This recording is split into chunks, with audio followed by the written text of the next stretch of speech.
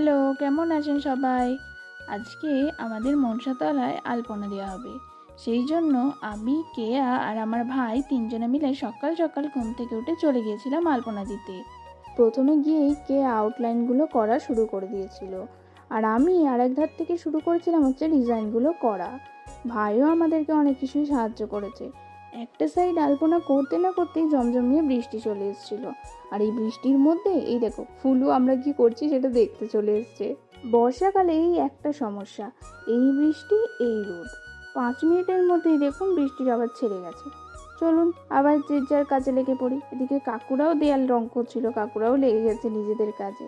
আর আমরাও শুরু করে দিয়েছি এই নিচের বেদিটার আলপনা করা। একটা সাইড ছেড়ে উপরের বেদিটা এবং নিচের বেদিটা প্রায় কমপ্লিটই হয়ে এসছে। যেটুকু বাকি রইল সেটুকু আমরা পরের দিন এসে কমপ্লিট করব। চলুন তাহলে আজকের মতো এটুকুই। টাটা।